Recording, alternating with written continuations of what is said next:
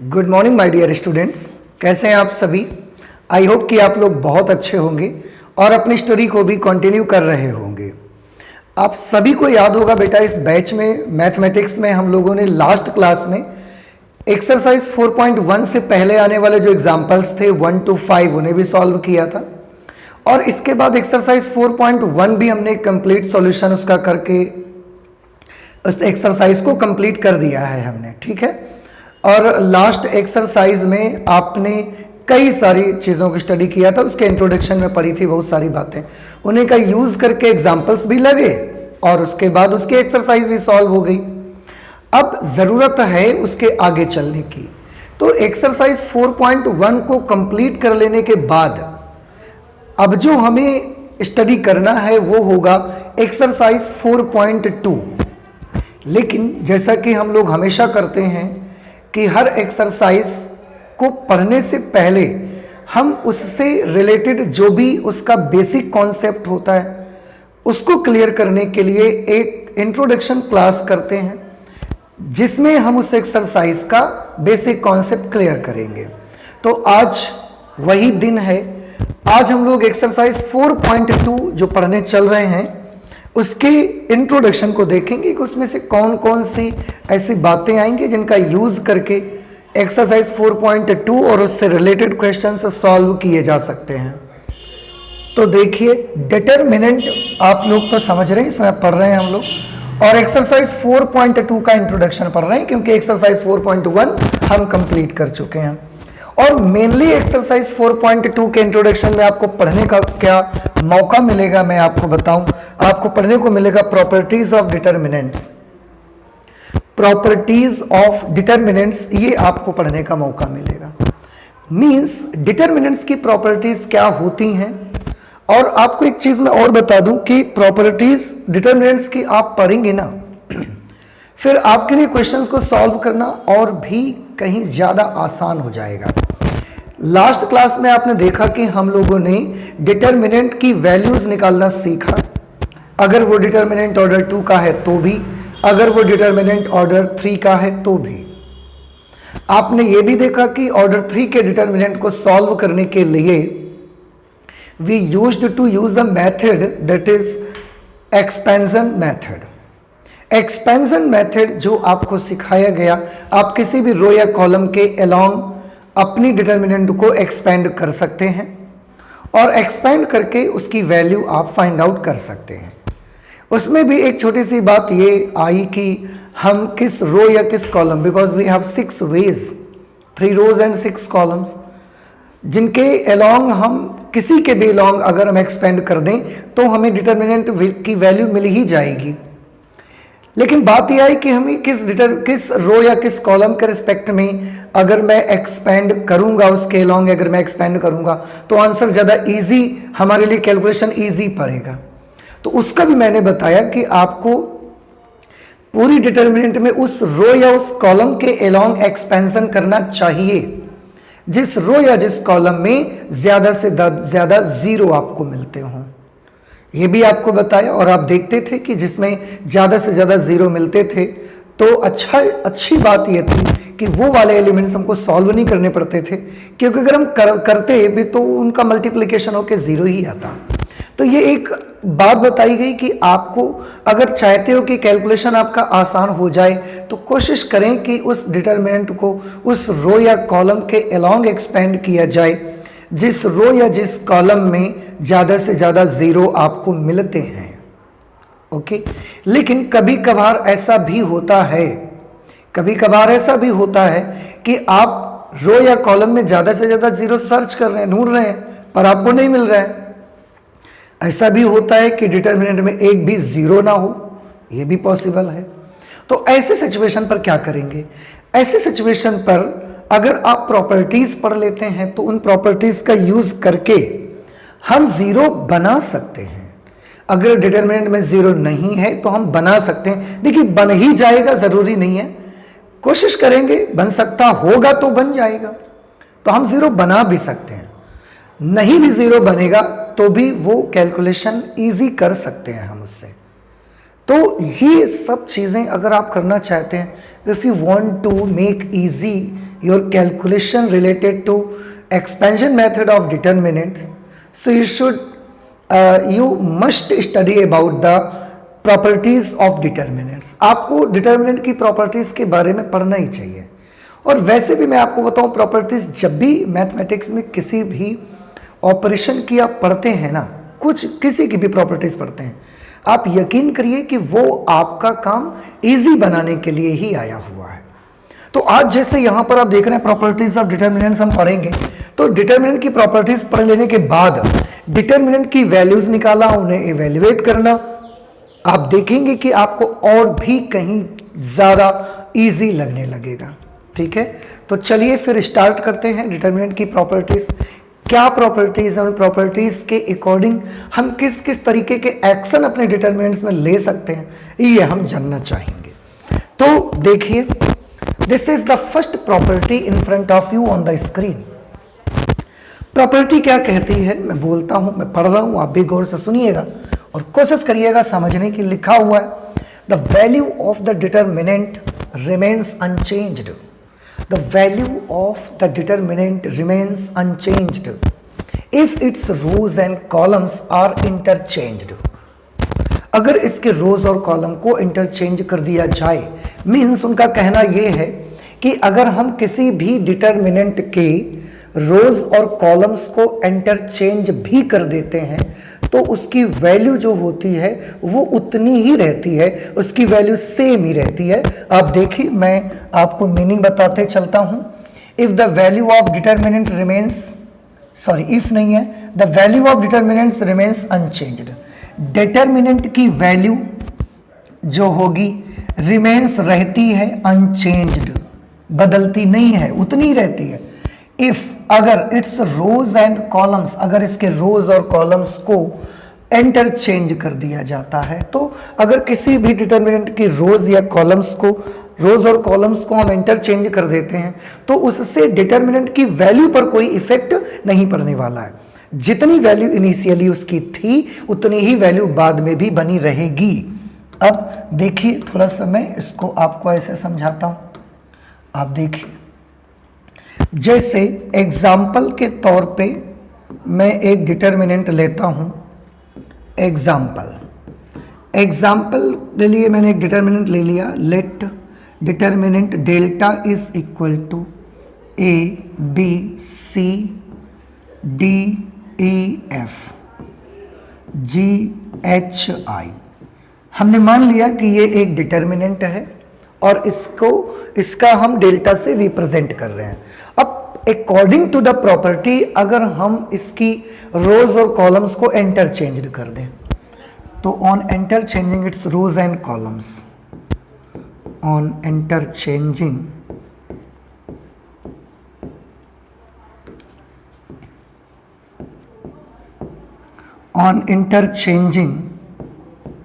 its rows and columns, rows और columns को अगर इंटरचेंज कर देंगे तो माय डियर स्टूडेंट क्या मिलेगा आपको। यहां पर देखो, जो रोज है उनको कॉलम में कन्वर्ट कर दो, तो फर्स्ट रो है ए बी सी, इसको फर्स्ट कॉलम बना देते हैं।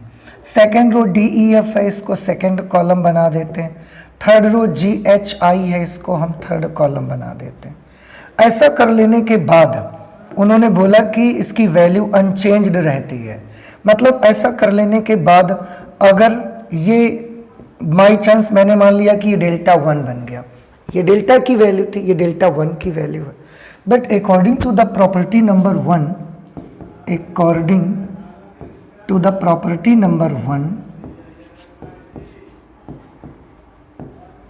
According to the property 1, delta 1 की जो वैल्यू आएगी वो डेल्टा के ही इक्वल आएगी। देखो, ये जो रिजल्टिंग डिटर्मिनेंट आपकी बनी हुई है after changing rows and columns, वो रिजल्टिंग डिटर्मिनेंट आपकी इनिशियल डिटर्मिनेंट के ही इक्वल बनी रहेगी, उसमें कोई चेंज नहीं मिलेगा आपको। ये फर्स्ट प्रॉपर्टी आपको बताती है फिर से कि अगर किसी भी डिटर्मिनेंट की रोज को कॉलम्स में और कॉलम्स को रोज में अगर आप इंटरचेंज कर भी देते हैं तो उसकी वैल्यू पर कोई इफेक्ट आने वाला नहीं है माय डियर स्टूडेंट्स। आपने देखा कि मैंने एक डिटरमिनेंट ये लिया था डेल्टा, मैंने इसकी रोज और कॉलम्स को इंटरचेंज भी कर दिया, तो उससे एक रिजल्टिंग डिटरमिनेंट बनी delta 1, but the value of delta 1 will be always equal to the value of delta which is the initial determinant. Okay, this is the property. आप चाहें तो इसको सॉल्व करके भी देख सकते हैं, इसको इस पर बेस्ड जो एग्जांपल्स होंगे उनको सॉल्व करेंगे हम लोग, ठीक है। अभी केवल और केवल मैं आपका जो माइंड है उसको प्रॉपर्टी पर फोकस कराना चाहता हूं कि आप देखिए कि डिटरमिनेंट्स में ये प्रॉपर्टीज भी फॉलो हो सकती हैं। आप जब प्रॉपर्टीज स्टडी कर लेंगे उसके बाद फिर नेक्स्ट क्लास में हम लोग इससे रिलेटेड एग्जाम्पल से सॉल्व करेंगे।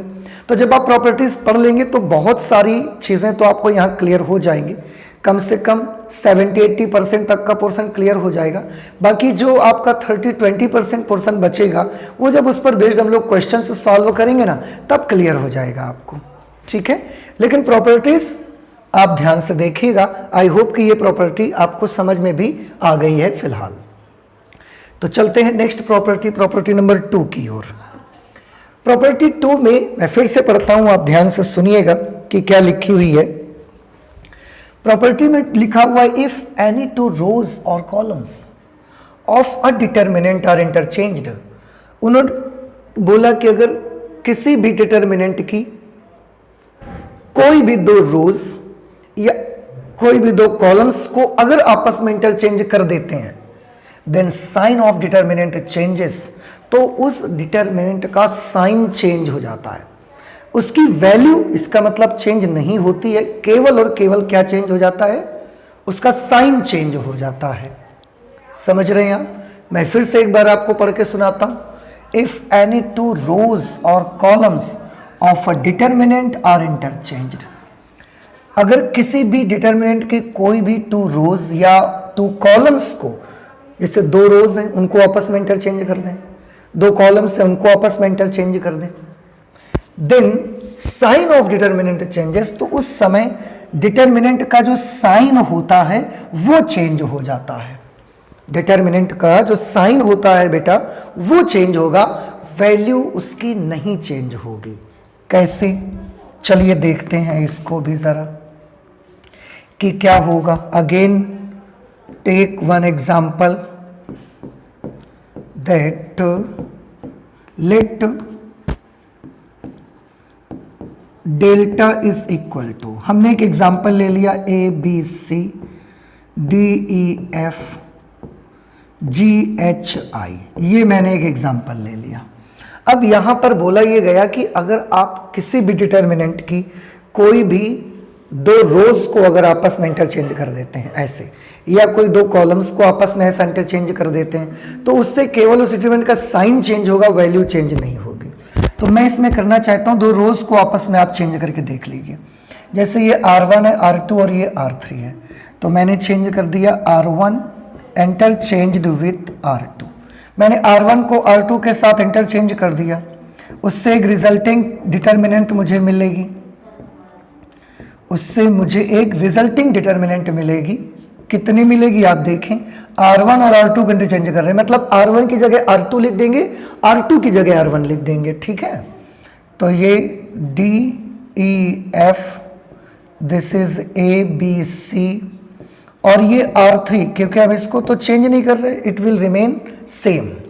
तो देखिए हमने R2 को R1 की जगह लिख दिया और R1 को R2 की जगह लिख दिया। अब उनका ये कहना था ऐसा करने से डिटरमिनेंट का साइन चेंज हो जाता है। ऐसा करने से डिटरमिनेंट का साइन चेंज होता है, मतलब जो भी डिटरमिनेंट आएगी उसका साइन केवल चेंज हो जाएगा। तो ये ऐसे आ जाएगी, बाकी वैल्यू उसकी सेम ही रहती है। तो आप अगर चाहें तो इसको डेल्टा ही लिखे रह सकते हैं, कोई उसमें प्रॉब्लम नहीं है, केवल नेगेटिव आ जाएगा सामने इसके, ठीक है। वैल्यू उसकी वही रहेगी जो पहले डेल्टा थी, तो अभी भी डेल्टा रहेगी, केवल साइन चेंज हो जाएगा। हाँ, अगर आप चाहें एक बार और चेंज करना तो आप एक बार और चेंज कर सकते हैं। अगर आप चाहें कॉलम्स को चेंज करना तो आप कॉलम्स को चेंज कर सकते हैं। जैसे इसके बाद मैं चाहता हूं C2 इंटरचेंज्ड विथ C3, तो भी डिटरमिनेंट वही रहेगी, वैल्यू वही रहेगी, साइन चेंज होगा। C2 C3 को चेंज करना चाहता हूं मैं, C1 will remain same, so this is DAG। C2 C3 को चेंज करेंगे, दिस इज FE, ये यहां लिख देंगे, ये यहां लिख देंगे, FCI यहां पर आ जाएगा और EBH यहां पर आ जाएगा, EBH ये आ गया बेटा। अब क्योंकि इसमें एक माइनस पहले से था और जब हमने इंटरचेंजमेंट किया कॉलम्स का तो एक माइनस और लगाना पड़ेगा, तो एक तो माइनस यहाँ था, एक माइनस और लगेगा और इस तरीके से ये फिर से क्या हो जाएगा प्लस, लेकिन वैल्यू उतनी रहेगी जितनी पहले थी। हाँ, यहाँ पर ये एक प्रॉब्लम, एक डाउट आपको हो सकता है मेरे बच्चों को। क्या डाउट हो सकता है? डाउट बेटा ये आपको हो सकता है कि आपको शायद याद आ सकता है कि जब हम इनवर्स फाइंड आउट कर रहे थे बाय यूजिंग एलिमेंट्री ऑपरेशंस, तो उसमें आपने देखा था कि अगर हम इंटरचेंजमेंट करते हैं तो या तो रो में करेंगे या कॉलम में करेंगे, पर यहां पर मैंने पहले रो में भी कर दिया फिर कॉलम में भी कर दिया। कर सकते हैं आप यहाँ पे, because you are studying the properties of determinant, you are not using the elementary operations for finding inverse of the matrix. आप मैट्रिक्स के इनवर्स को फाइंड आउट करने के लिए यहां पर कोई एलिमेंट्री ऑपरेशन यूज नहीं कर रहे हैं, आप डिटरमिनेंट की प्रॉपर्टीज आप स्टडी कर रहे हैं। एलिमेंट्री ऑपरेशंस में ये अलाउड नहीं था कि पहले आप रो में करें फिर कॉलम में कर लें। थ्रू आउट द क्वेश्चन अगर आप रो में कर रहे हैं तो रो में ही चेंजेस करने थे, अगर कॉलम में करें तो कॉलम में ही करने थे, लेकिन यहां पर डिटरमिनेंट की प्रॉपर्टीज में ये अलाउड है। अगर आपको लगता है कि मैं R1 R2 चेंज करना चाहता हूं, आप बेशक करिए। आपको लगता है C2 C3 चेंज करना चाहता हूं, आप बेशक करिए। बस जितनी बार आप चेंज करिएगा उतनी बार उससे पहले जो डिटर्मिनेंट होगी उसके साइन को आपको चेंज करना पड़ेगा। प्लस है तो माइनस करना पड़ेगा, माइनस है तो प्लस करना पड़ेगा। ये हो सकता है यहाँ पर। तो मैं वही आपको बता रहा हूँ बार बार कि वहाँ पर करते थे जब हम एलिमेंट्री ऑपरेशन यूज करते थे for finding the inverse of a matrix by using elementary operation, तब वहां पर ये प्रोसेस था। यहां पर ऐसा कुछ नहीं है, आप जिसको चाहो उसको इंटरचेंज कर दीजिए, बस हाँ साइन चेंज करना पड़ेगा आपको। तो वही प्रॉपर्टी है, इफ एनी टू रोज और columns of a determinant are interchanged, अगर कोई भी दो रोज या कोई भी दो कॉलम्स किसी डिटर्मिनेंट के हम आपस में इंटरचेंज कर देते हैं, तो ऐसी सिचुएशन पर उस डिटर्मिनेंट की जो वैल्यू होती है वो it will remain same, but उसका जो साइन होगा वो चेंज हो जाता है। माइनस है तो प्लस हो जाएगा, प्लस है तो माइनस हो जाएगा। इस तरह से ये प्रॉपर्टी नंबर 2 आ जाएगी। तो कभी ऐसे करने का मौका आपको मिलता है तो आप इंटरचेंज करिए अगर आपको लगता है, लेकिन आप साइन चेंज कर दीजिएगा। वैल्यू तो उतनी रहेगी, वैल्यू में कोई फर्क पड़ने वाला नहीं है, वैल्यू उतनी रहेगी, साइन चेंज हो जाएगा। ओके, सो आई होप कि आपको प्रॉपर्टी नंबर 2 समझ में आ गई। देखो वैल्यू उतनी रहेगी मतलब पहले डेल्टा थी, फिर डेल्टा थी और अभी भी डेल्टा है। इतने सारे चेंजेस करने के बाद भी वैल्यू अभी भी कैसी है, डेल्टा। बट हर बार क्या चेंज होते जा रहा है, हर बार साइन इसका चेंज होता जा रहा है। Okay, so I hope now it is clear to you. Okay, so let us move to the next property. और अगर आपको लगता है में आया आप जरूर बताइएगा मुझे, भी हेजिटेट कर दूंगा, ठीक है। तो प्रॉपर्टी नंबर 3 पे, प्रॉपर्टी नंबर 3 पे है, मैं पढ़ता हूं, आप भी गौर से सुनिएगा। लिखा इफ एनी टू रोज और columns of a determinant are identical, all corresponding elements are same. Identical if any two rows और कॉलम्स ऑफ अ डिटर्मिनेंट, किसी डिटर्मिनेंट के अगर कोई भी दो रोज या कोई दो कॉलम्स अगर आइडेंटिकल हैं, रोज आइडेंटिकल हैं दो या दो कॉलम आइडेंटिकल है, इसका मीनिंग क्या है? कोई भी दो रोज आइडेंटिकल हैं या कोई भी दो कॉलम आइडेंटिकल है, it means all corresponding elements are same. अगर कोई दो रोज आपस में आइडेंटिकल हैं तो हम कब कहेंगे कि दो रोज आपस में आइडेंटिकल हैं? जब उनके सारे करेस्पॉन्डिंग एलिमेंट्स सेम हो। और कोई दो कॉलम आपस में आइडेंटिकल हैं, ऐसा कब बोलेंगे? जब उन दो कॉलम्स के करेस्पॉन्डिंग एलिमेंट्स आपस में सेम हो, तब बोलेंगे कि कॉलम आइडेंटिकल है। अगर दो रोज के करस्पॉन्डिंग एलिमेंट्स आपस में सेम है तो हम बोलेंगे रोज आइडेंटिकल है। Then value of determinant is 0। ओहो, ऐसी सिचुएशन पर डिटर्मिनेंट का वैल्यू कितना हो जाएगा? 0 हो जाएगा। एक बार फिर से, इफ एनी टू रोज, अगर कोई भी दो रो या दो columns of a determinant are identical, अगर किसी भी डिटर्मिनेंट के कोई भी दो रोज या कोई भी दो कॉलम्स आइडेंटिकल हैं, means all corresponding elements are same, उसके सारे करस्पॉन्डिंग, उनके दोनों के सारे करस्पॉन्डिंग एलिमेंट्स सेम हैं, then value of determinant is zero. So at that situation उस डिटर्मिनेंट का वैल्यू तो जीरो ही हो जाता है। ये भी आपको याद रखना है। अब मैं इसको एग्जांपल से क्लियर करने का कोशिश करता हूं आपको एक बार फिर से। इफ एनी टू रोज और columns of a determinant are identical means all corresponding elements are same, then value of determinant is zero. So let us again try to understand with one example.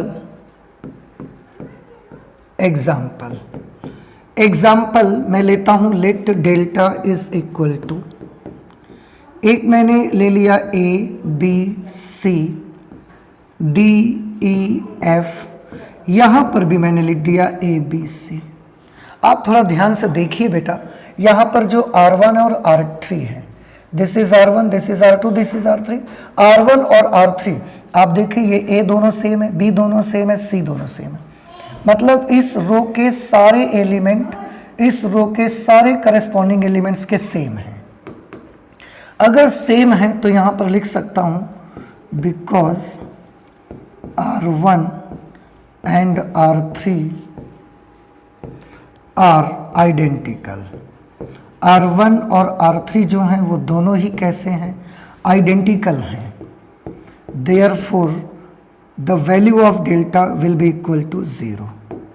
The value of delta,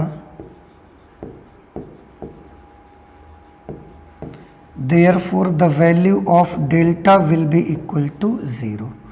इसलिए इस delta का value कैसा हो जाएगा, zero के equal हो जाएगा।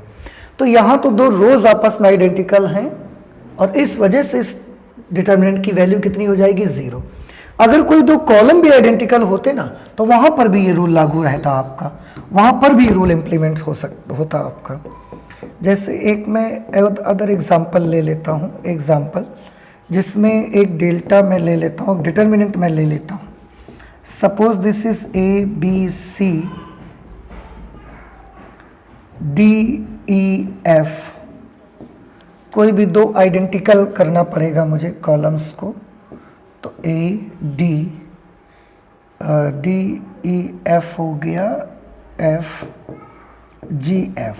देखिए ज़रा ध्यान से, आप यहाँ पर देखेंगे पूरी डिटर्मिनेंट को देखिए तो ये जो आपका C1 है और C3 है, C1 में A D F है, C3 में भी A D F है, ये भी A D F है, ये भी A D F है, means because C1 and C3 are identical.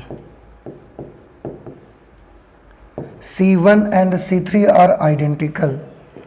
Therefore, the value of determinant is equal to zero. इस वाली डिटर्मिनेंट की वैल्यू भी कितनी हो जाएगी, जीरो के इक्वल हो जाएगी। ये इस प्रॉपर्टी में बताने की कोशिश की जा रही है एंड आई होप कि आपको समझ में भी आ गया होगा मीनिंग क्या है, कि अगर कोई भी दो रोज या कोई भी दो कॉलम्स किसी भी डिटर्मिनेंट के कोई भी दो रोज या कोई भी दो कॉलम्स आपस में आइडेंटिकल हो जाते हैं, identical means their corresponding elements are same, तो ऐसी सिचुएशन पर उस डिटर्मिनेंट का वैल्यू ही पूरा जीरो हो जाता है। अब ये कैसे हो जाता है, थोड़ा सा मैं आपको देखो एक छोटी सी चीज़ मैं दिखाना चाहूँगा, आप गौर कीजिएगा। जैसे एक डेल्टा हमको दिया गया है A B C D E F A B C, मैंने यही लिया था पहले डिटर्मिनेंट यहाँ पर। आप थोड़ा सा ध्यान से देखें, अभी एक प्रॉपर्टी आपने पढ़ी थी, प्रॉपर्टी ये पढ़ी थी कि अगर कोई भी दो रोज या कोई भी दो कॉलम किसी भी डिटर्मिनेंट के कोई भी दो रोज या कोई भी दो कॉलम्स आपस में अगर इंटरचेंज कर दिए जाते हैं तो उस डिटर्मिनेंट का साइन चेंज हो जाता है। वो प्रॉपर्टी अगर मैं यहाँ पर यूज़ करूँगा तो मैं यहाँ लिख रहा हूँ, मैं पूरी प्रॉपर्टी नहीं लिखूँगा, मैं इतना लिखे दे रहा हूँ, यूजिंग प्रॉपर्टी टू का यूज़ करना चाहते हैं। प्रॉपर्टी टू का यूज़ करके कोई भी दो रोज या कोई भी दो कॉलम्स इंटरचेंज करेंगे तो साइन चेंज हो जाएगा।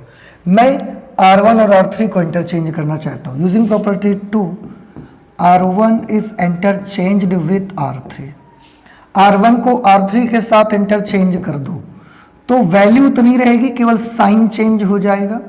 तो ये ABC को ऊपर ले जाओ, इसको नीचे ले आइए, तो ये ABC ऊपर चला गया और ये ABC सबसे नीचे आ जाएगा। ये जो आपका सेकेंड रो है it will remain same.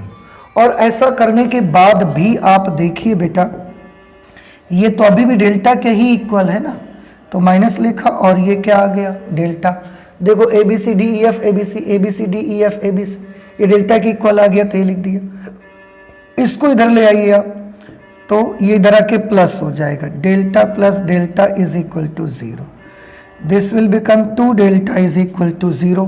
2 multiply में है, उधर जाके डिवाइड में आ जाएगा, so delta will become 0। Delta की जो वैल्यू है वो कितनी हो जाएगी, 0 के इक्वल हो जाएगी बेटा। और वही चीज़ यहाँ पर देखो दिखाई जा रही है कि डेल्टा 0 हो जाता है, डेल्टा 0 हो जाता है, ठीक है। तो ये आपने याद रखना है कि अगर किसी भी डिटर्मिनेंट की कोई भी दो रोज या कोई भी दो कॉलम्स आपस में आइडेंटिकल है मीन्स उनके करस्पॉन्डिंग एलिमेंट्स सेम हैं, so at that situation the value of that determinant will be equal to 0। क्यों होती है, रीजन भी मैंने यहाँ पर आपको देखा है एंड आई होप कि आपको समझ में आया होगा कि ऐसा क्यों हो रहा है। हमने इसकी R1 R3 को इंटरचेंज किया, इंटरचेंज करते ही इसका साइन चेंज हो गया और ये अभी भी इसी डेल्टा के इक्वल है, तो मैंने डेल्टा लिख दिया। इधर ले आए 2 delta is equal to 0, delta is equal to 0 हो गया। आंसर आपका आ गया कि डेल्टा 0 हो जाता है, प्रूफ भी हो गया। So this is property number 3 and I hope that this is a very easy property and you are able to understand this property very well. Okay, so let us move to the next property, that is property number 4। Property number 4 means if each element of a row or column of a determinant is multiplied by a constant k, then its value gets multiplied by k. What it means? क्या मतलब है इस property का? Let me again read it. If each element of a row or column, if each element of a row or column, अगर किसी भी रो या किसी भी कॉलम के सभी एलिमेंट को is multiplied by a constant के, मतलब एक डिटर्मिनेंट है हमारे पास, उस डिटर्मिनेंट की किसी भी एक रो या किसी भी एक कॉलम के सभी एलिमेंट्स को अगर हम एक कांस्टेंट के से मल्टीप्लाई कर दें, then it's value gets multiplied by K, तो उस पूरी डिटर्मिनेंट की वैल्यू ही के गुना बढ़ जाती है, के टाइम्स हो जाएगी, जितनी पहले थी उससे के टाइम्स हो जाएगी। समझ आई बात आपको? क्या समझ में आई? फिर से एक बार सुन लीजिए। अगर हमारे पास एक डिटर्मिनेंट है, उस डिटर्मिनेंट के किसी भी एक रो या किसी भी एक कॉलम के सारे एलिमेंट्स को किसी स्केलर के से मल्टीप्लाई अगर कर दें, तो उस डिटर्मिनेंट की वैल्यू ही के टाइम्स इंक्रीज हो जाती है। आई होप कि समझ में आ रहा होगा। एक बार फिर से मैं बोलना चाहूंगा कि अगर किसी भी डिटर्मिनेंट की किसी भी एक रो या उसके किसी भी एक कॉलम को आप एक कांस्टेंट के से मल्टीप्लाई कर देते हैं, तो आपको याद रखना है कि उस रिजल्टिंग में जो डिटर्मिनेंट आपको मिलेगी वो पहली वाली डिटर्मिनेंट की के टाइम्स हो जाएगी। जैसे एज एग्जाम्पल मैं यहाँ पर कुछ क्लियर करना चाहूँगा, देखिएगा।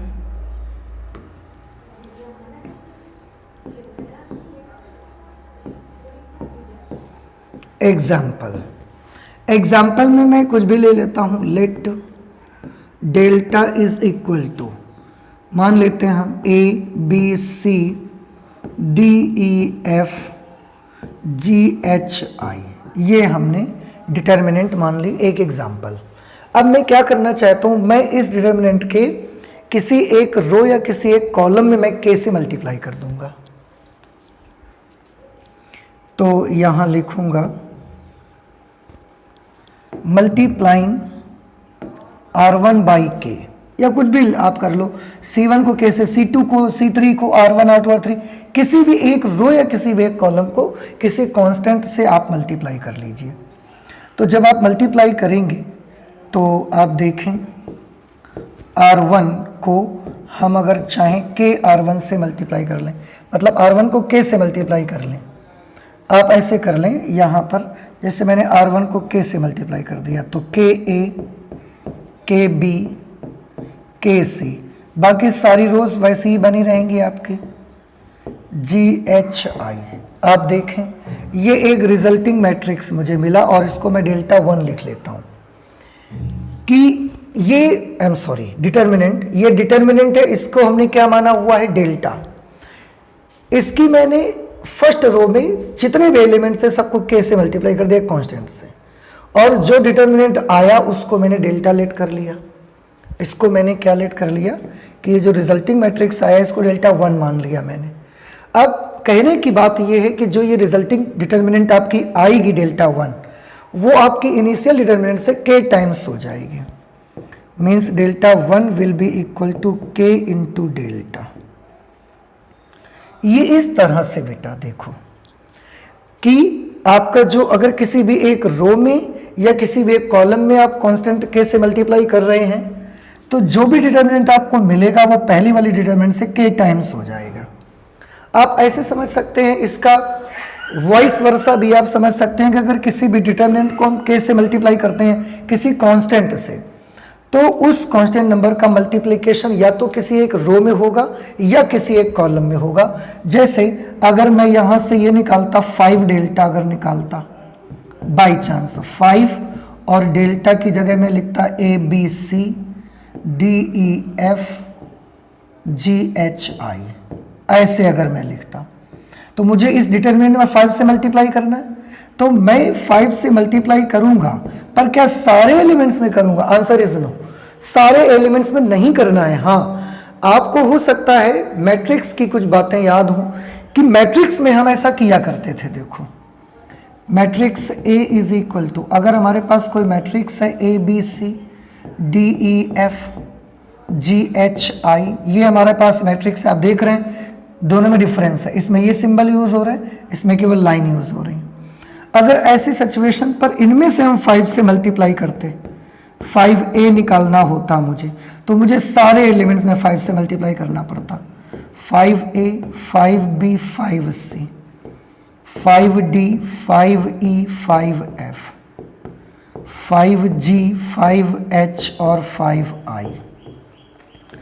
लेकिन ये केवल मैट्रिक्स में हो सकता था, केवल और केवल कहाँ हो सकता था? मैट्रिक्स में हो सकता था। याद रखिएगा, डिटर्मिनेंट में आप ये नहीं करेंगे। डिटर्मिनेंट में आप क्या करेंगे? डिटर्मिनेंट में करेंगे ये कि अगर किसी डिटर्मिनेंट में आपको किसी कांस्टेंट नंबर से मल्टीप्लाई करना है तो या तो किसी एक रो में होगा या तो किसी एक कॉलम में होगा।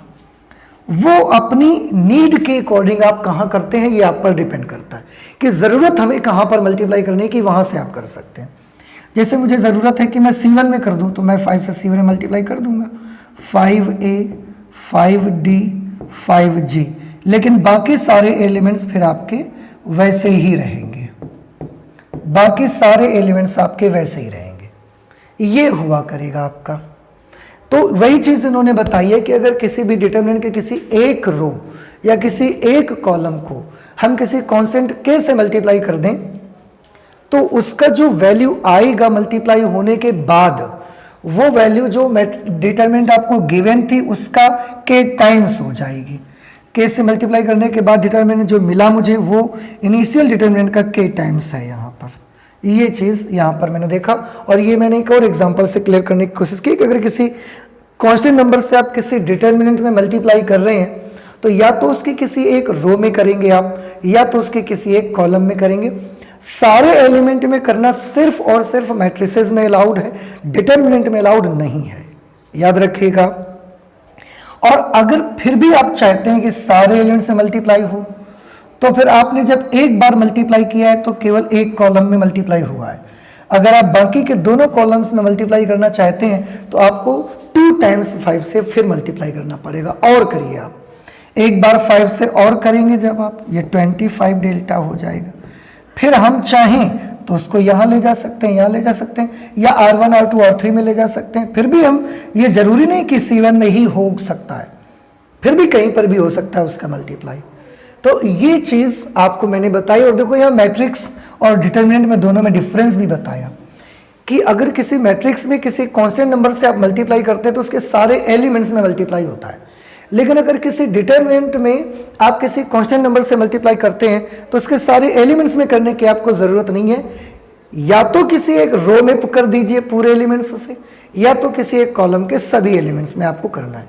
अच्छा हाँ, इसका आपको वाइस वर्सा भी याद रखना है क्या, कि अगर कभी कॉमन लेना पड़ता है हमको कहीं से, अगर हमको कभी कॉमन लेना पड़ता है तो भी हम कॉमन, जैसे मैट्रिसेस में होता था कि सारे एलिमेंट से वो नंबर कॉमन आता था, लेकिन डिटर्मिनेंट में अगर कॉमन ले रहे हैं तो किसी एक रो या किसी एक कॉलम से आप कॉमन ले सकते हैं। जैसे एक एग्जांपल और देखते हैं। इफ डेल्टा हमारे पास है 1 2 3 4 5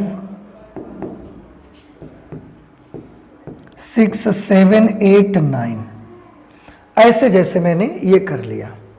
अब मैं ये चाहता हूं कि मैं यहां से, क्योंकि 2 कॉमन हो सकता है, तो मैं चाहता हूं यहां से 2 कॉमन आ जाए, तो कोई प्रॉब्लम नहीं, आप 2 कॉमन कर लीजिए।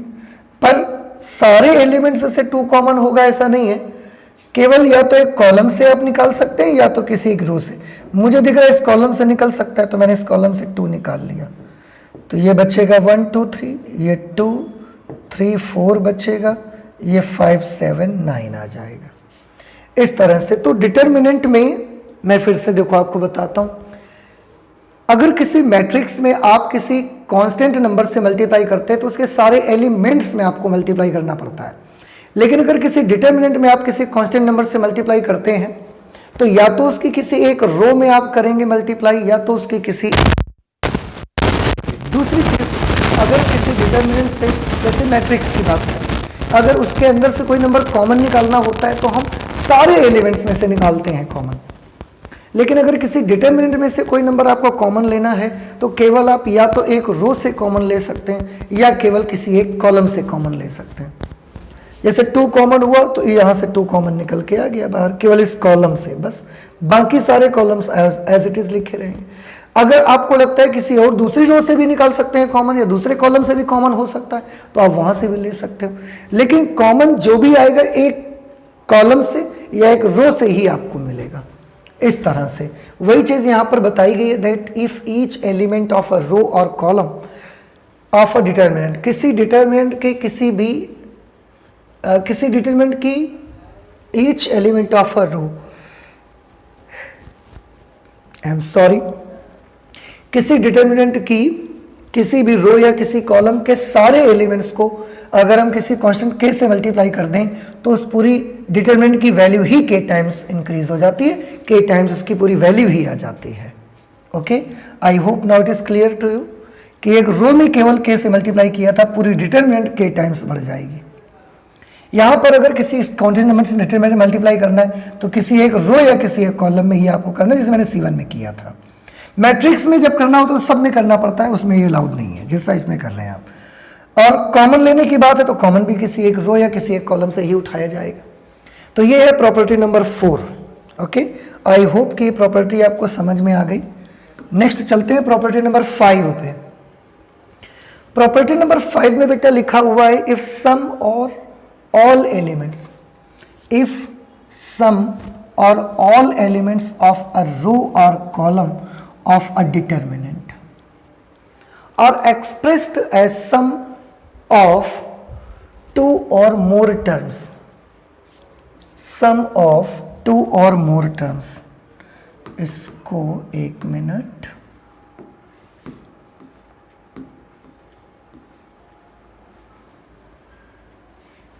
ओके, तो देखिए if some or all elements of a row or column of a determinant, किसी भी डिटरमिनेंट के किसी रो या कॉलम के कुछ या सभी एलिमेंट, किसी भी डिटरमिनेंट की किसी रो या किसी कॉलम, हम सारे एलिमेंट्स की बात नहीं कर रहे हैं, किसी भी डिटरमिनेंट के किसी एक रो या किसी भी एक कॉलम के कुछ या सभी elements are expressed as sum of 2 or more terms. अगर उनको 2 टर्म्स के सम से एक्सप्रेस कर रहे हैं, are expressed as sum of 2 or more terms, two या टू से ज़्यादा टर्म्स के सम से इक्वल मतलब एक्सप्रेस कर रहे हैं, रिप्रेजेंट कर रहे हैं, then the determinant can be expressed, तो उस समय पूरी की पूरी डिटर्मिनेंट एक्सप्रेस की जा सकती है एज सम ऑफ टू और मोर डिटर्मिनेंट्स। सम ऑफ टू और मोर डिटर्मिनेंट्स, उस समय पूरी डिटर्मिनेंट को ही हम दो या दो से ज़्यादा डिटर्मिनेंट्स के सम में एक्सप्रेस कर सकते हैं। ये प्रॉपर्टी मुझे लगता है ऐसे कम समझ में आई होगी आपको। मैं इसका एग्जांपल बना के दिखाऊंगा, फिर आपको ज़्यादा समझ में आएगी। लेकिन उससे पहले एक बार मैं फिर से आपको इसकी लैंग्वेज बता देता हूँ कि अगर किसी भी डिटर्मिनेंट की किसी भी एक रो या किसी भी एक कॉलम की कुछ या सभी एलिमेंट्स किन्हीं दो या दो से ज़्यादा एलिमेंट्स के सम से एक्सप्रेस किए जा रहे हैं, तो हम चाहें तो उस पूरी डिटर्मिनेंट को टू या टू से ज़्यादा डिटर्मिनेंट्स के सम के फॉर्म में लिख सकते हैं। जैसे एग्जाम्पल से चीज़ें ज़्यादा क्लियर होंगी, तो एग्जाम्पल पर आते हैं। एग्जाम्पल में क्या होगा? एग्जाम्पल में ये होगा कि लेट, एक एग्जाम्पल मैं ले लेता हूं, let delta is equal to, delta की वैल्यू अगर मैंने मान लिया, ऐसे मैंने ये माना ABC DEF GHI, हमने ये मान लिया कि ये जो हमारी डिटर्मिनेंट है इसका जो R1 है, इसमें आप देखो इस तरह से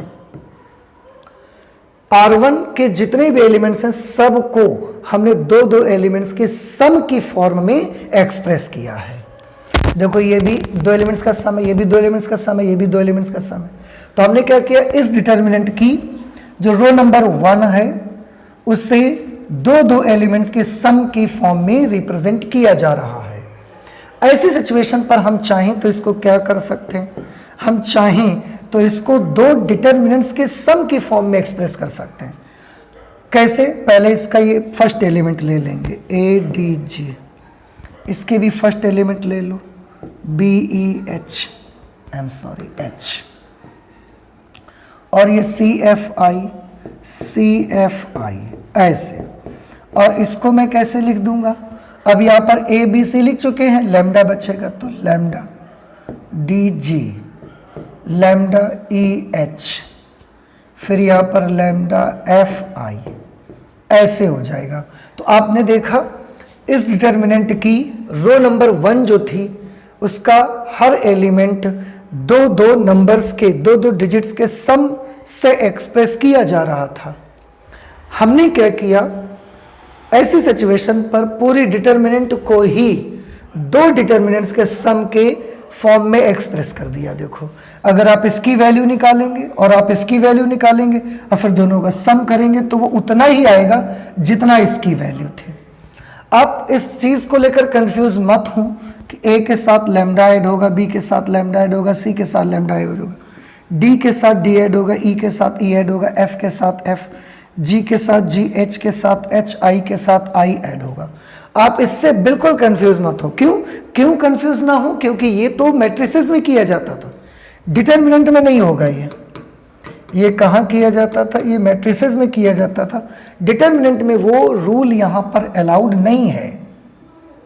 तो यही आपको बताना चाहते थे, अगर किसी भी डिटर्मिनेंट की किसी एक रो या किसी भी एक कॉलम के सारे एलिमेंट्स या कुछ एलिमेंट्स दो या दो से ज़्यादा डिजिट्स के सम से रिप्रेजेंट किया जा रहा हो, तो हम उस पूरी डिटर्मिनेंट को ही दो अलग अलग डिटर्मिनेंट के सम की फॉर्म में रिप्रेजेंट कर सकते हैं। करस्पॉन्डिंग एलिमेंट ऐड करके ये बनाना मत कोशिश करिएगा, आप नहीं बनेगा। क्यों? क्योंकि ये डिटर्मिनेंट है और वो किस में होता था? वो होता था मैट्रिसेस में। तो मैट्रिसेस का रूल आप डिटर्मिनेंट में यूज नहीं कर सकते।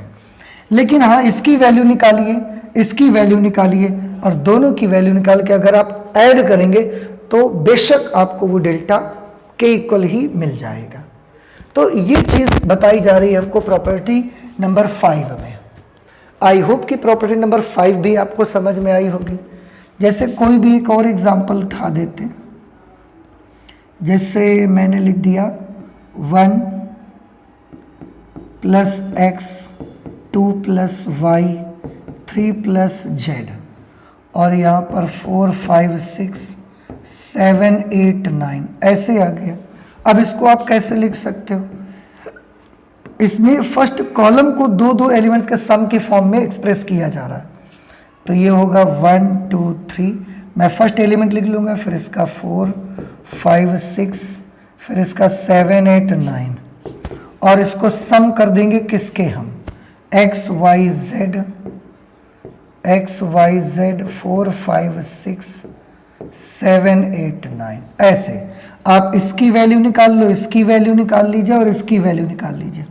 आप देखेंगे कि जो इसकी वैल्यू है वो इन दोनों की वैल्यूज के सम के इक्वल आ जाएगी। ओके, ये आपको बताया जा रहा है, इसको भी आप याद रखिएगा। ये प्रॉपर्टी भी क्वेश्चंस को सॉल्व करने में काफ़ी अच्छी साबित होती है, आसान करवाती है आपका क्वेश्चन। ओके, तो इस तरीके से ये हमने कर लिया प्रॉपर्टी नंबर 5।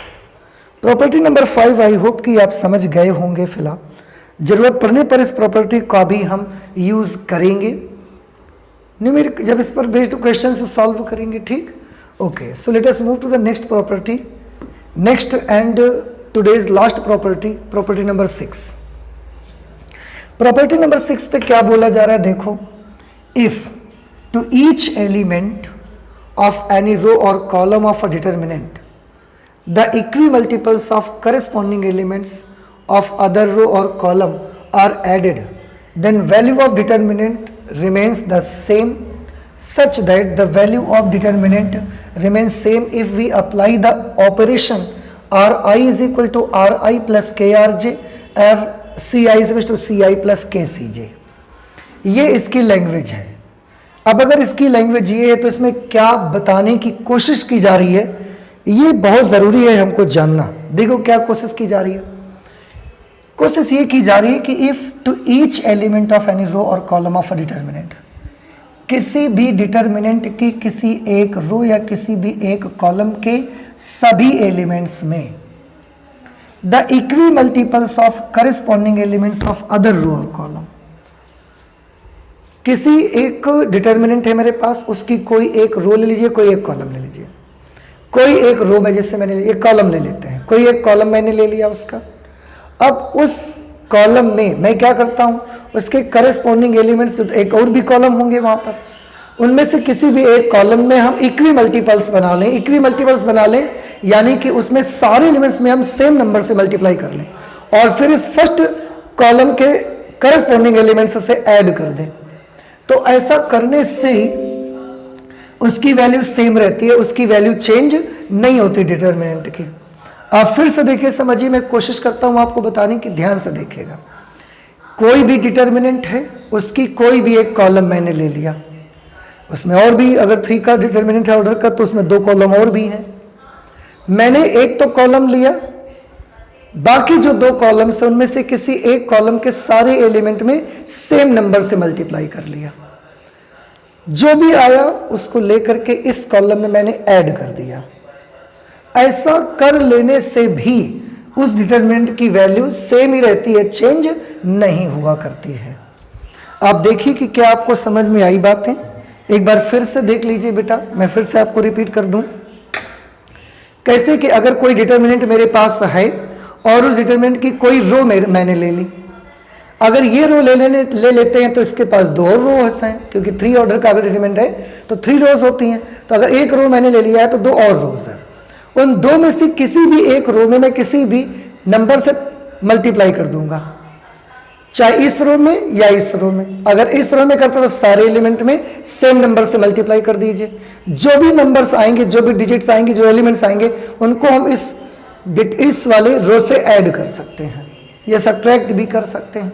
ये बताया गया है कि किसी भी एक रो या कॉलम के करस्पॉन्डिंग एलिमेंट में किसी दूसरी रो या कॉलम के करस्पॉन्डिंग एलिमेंट्स को ऐड या सब्ट्रैक्ट कर सकते हैं, लेकिन उसमें किसी कांस्टेंट से मल्टीप्लाई करके। अगर ऐसे भी करना चाहते हो सब्ट्रैक्ट तो भी हो जाएगा। ये बताया भी गया है, देखो यहाँ पर, that Ri is equal to Ri plus Krj or Ci is equal to Ci plus Kcj। ये यहाँ पर हो जाएगा, देखिए बेटा, Ri is equal to Ri plus Krj। हम इस तरीके से कर सकते हैं, जैसे अब थोड़ा सा इसको ना एग्जाम्पल से मैं कोशिश करता हूँ आपको समझाने की। आप देखिएगा example, let we have an example, delta is equal to ये 1 2 3 4 5 6 7 8 9, ऐसे ही एक डेल्टा मैंने ले लिया, एक डिटरमिनेंट मैंने ले लिया। अब मैं चाहूं तो मैं ये कर सकता हूं, क्या कर सकता हूं मैं, कुछ भी आप इस तरीके का कोई भी ऑपरेशन आप यूज कर सकते हैं। जैसे आप कर सकते हैं R1 changes to R1 plus 2R2, इससे डिटरमिनेंट की वैल्यू में कोई चेंज नहीं आता, सेम रहती है। तो R1 में मुझे क्या करना है, R2 का डबल प्लस कर देना। दिस इज R2, R2 के जितने एलिमेंट है सबको डबल कर दो। अगर सबको डबल करोगे तो जो आएगा फिर उसको किससे ऐड करना पड़ेगा, R1 से ऐड करना पड़ेगा। इसका डबल करेंगे 8, 8 को 1 से ऐड करेंगे 9। अच्छा, जिसमें आप ऐड कर रहे हो उसी को चेंज भी करना पड़ेगा, R2 और 3 नहीं चेंज होंगे। इसका डबल किया 8, 8 को 1 से ऐड किया 9, इसका डबल किया 10, 10 को 2 से मल्टीप्लाई किया 12, 6 को डबल किया 12, 12 और 3 15। बाकी क्योंकि चेंजेस हम R1 में ही कर रहे थे, R2 और R3 तो चेंज रहेंगे, तो 4 5 6 7 8 9 ये डेल्टा की वैल्यू आएगी। कोई चेंज आपके डिटरमिनेंट पर उस वक्त नहीं होगा। ऐसे आप कर सकते हैं। हमने क्या किया, R2 के सभी एलिमेंट्स में 2 से मल्टीप्लाई किया और इसके एलिमेंट्स को R1 के करस्पॉन्डिंग एलिमेंट से ऐड किया, तो R1 चेंज हुआ, R2 और R3 कोई चेंज नहीं, R2 और R3 सेम वैसे ही लिख दिए जाएंगे। ठीक है, ये कर सकते हो इस एक्शन। यही एक्शन आप एलिमेंट्री ऑपरेशन में भी किया करते थे। आप चाहें तो कॉलम्स के साथ भी कर सकते हैं, C3 and C3 changes to C3 plus कुछ भी आप कर लो 3C1, आप ऐसे कर सकते हो। C3 में C1 का ट्रिपल करके ऐड कर दीजिए, तो केवल C3 चेंज किया जाएगा, C1 C2 चेंज नहीं होंगे। तो C1 अगर 1 4 7 है तो उतना ही रहेगा, ये 2 5 8 है तो भी उतना ही रहेगा। अब C1 का ट्रिपल करके C3 में ऐड करो, C1 का ट्रिपल करते जाओ C3 में ऐड करते, इसका ट्रिपल 3 आएगा, 3 को 3 से ऐड करोगे 6, इसका ट्रिपल 12 आएगा, 12 को 6 से ऐड करेंगे 18, इसका ट्रिपल 21 आएगा, 9 से ऐड करोगे 30। ये इस तरीके से हमने इंटरचेंज कर लिया। अच्छा, ये भी आपको ध्यान रखना है कि अगर आपने एक बार रो में ये ऑपरेशन यूज किया, ये प्रॉपर्टी यूज की है, उसके बाद आपने कॉलम यूज कर लिया तो कोई प्रॉब्लम नहीं है। क्योंकि हो सकता है कुछ बच्चों के माइंड्स में, कुछ स्टूडेंट्स के माइंड में ये बात आ जाए कि इससे पहले जो हमने एलिमेंट्री ऑपरेशंस पढ़ा था उसमें तो ऐसा नहीं करते थे। उसमें तो अगर हमने रो से करना डिसाइड किया है तो थ्रू आउट द सॉल्यूशन हम रो से ही कैलकुलेशन करते थे। लेकिन मैं बेटा आपको फिर से बता दूं कि ये आपका एलिमेंट्री ऑपरेशंस से इन्वर्स निकालने का प्रोसेस नहीं है, ये डिटरमिनेंट की प्रॉपर्टीज है। अगर एलिमेंट्री ऑपरेशंस का यूज करके आप किसी मैट्रिक्स का इन्वर्स निकाल रहे हैं तो उसमें अलग रूल्स लगते थे, और किसी डिटरमिनेंट की प्रॉपर्टीज के लिए हमारे जो रूल्स हैं वो अलग हैं। एलिमेंट्री ऑपरेशन में एक बार अगर हमने रो को चुन लिया तो through out the question, through out the solution आपको रो में ही कैलकुलेशन करनी पड़ती थी, कॉलम टच नहीं कर सकते थे। पर ये डिटरमिनेंट की प्रॉपर्टी है, यहाँ जरूरत के हिसाब से हम रो भी यूज कर सकते हैं, कॉलम भी यूज कर सकते हैं, कि क्वेश्चन कोई प्रॉब्लम नहीं है। पर ये इस तरह से किया जा सकता है, और ये है प्रॉपर्टी नंबर आपके 6। क्योंकि ये एलिमेंट्री ऑपरेशन में भी इस तरीके से किया है आपने, तो आई होप कि ये प्रॉपर्टी आपको ज़्यादा अच्छे से क्लियर हो रही होगी। तो इस तरीके से बेटा हमने यहाँ पर देखी, प्रॉपर्टीज पढ़ी। क्लास 12th मैथमेटिक्स में डिटरमिनेंट हमने स्टार्ट किया CBSE बोर्ड का। एक्सरसाइज 4.1 कंप्लीट करने के बाद एक्सरसाइज 4.2 का इंट्रोडक्शन करेंगे, जिसमें हमें प्रॉपर्टीज ऑफ डिटरमिनेंट स्टडी करनी थी। प्रॉपर्टी 1 by 1 अगर हम स्टडी करें तो प्रॉपर्टी नंबर 1 पे आप कहा कि किसी रो और कॉलम को अगर इंटरचेंज कर देते हैं तो उसकी वैल्यू पर कोई इफेक्ट पड़ने वाला नहीं है। अगर किसी डिटरमिनेंट की किन्हीं दो रोज को या कोई दो कॉलम्स को अगर आपस में आप इंटरचेंज करते हैं, कोई भी दो रो को आप इंटरचेंज कर देते हैं, कोई दो कॉलम्स को इंटरचेंज कर देते हैं, तो ऐसे सिचुएशन पर वैल्यू तो चेंज नहीं होगी, value will remain same, but उसका साइन चेंज हो जाएगा। तो जितनी बार आप ये करेंगे उतनी बार साइन चेंज होते जाएगा। इसके बाद बताया कि अगर किसी भी डिटरमिनेंट की कोई भी दो रोज या कोई भी दो कॉलम्स आइडेंटिकल हैं, कोई भी दो रोज या कोई भी दो कॉलम्स आइडेंटिकल हैं, तो ऐसी सिचुएशन पर उस डिटरमिनेंट की वैल्यू 0 हो जाती है। ये यहाँ पढ़ा गया था। नेक्स्ट प्रॉपर्टी नंबर 4 पे है, उन्होंने बताया कि अगर किसी भी डिटरमिनेंट में आप किसी कांस्टेंट नंबर से मल्टीप्लाई करते हो तो या तो किसी रो से कर पाओगे या किसी कॉलम से कर पाओगे। डिटरमिनेंट में किसी भी कंप्लीट नंबर से, किसी भी कांस्टेंट नंबर से मल्टीप्लाई करने पर सारे एलिमेंट्स में नहीं करना है, सारे एलिमेंट्स में केवल और केवल मैट्रिसेस में करना है, और कॉमन भी किसी एक रो या किसी एक कॉलम से ही लिया जाएगा। इसके बाद प्रॉपर्टी 5 देखा हमने कि अगर किसी भी डिटरमिनेंट की कोई भी एक रो या कोई भी एक कॉलम के सभी एलिमेंट्स दो डिजिट्स के सम से एक्सप्रेस किए जाते हों तो हम उनको अलग अलग करके उन्हें दो डिटरमिनेंट्स की सम की फॉर्म में लिख सकते हैं, और वो यहाँ करके दिखाया। नेक्स्ट 6th नंबर प्रॉपर्टी हमने देखा कि अगर कोई किसी भी डिटरमिनेंट का कोई भी रो या किसी भी एक कॉलम में उसके करस्पॉन्डिंग किसी दूसरी रो या कॉलम में किसी कांस्टेंट से मल्टीप्लाई करके हम पहली रो या कॉलम में ऐड कर सकते हैं। अपने क्वेश्चन को इजी बनाने के लिए जो मुझे लगेगा वो मैं करूंगा, यही हर बार करना ऐसा नहीं है। जो मुझे इजी लगेगा कि ये करने से हमारा क्वेश्चन इजी बन जाएगा, हम उसका यूज करेंगे। सो this is the property number 6 and this is the last property.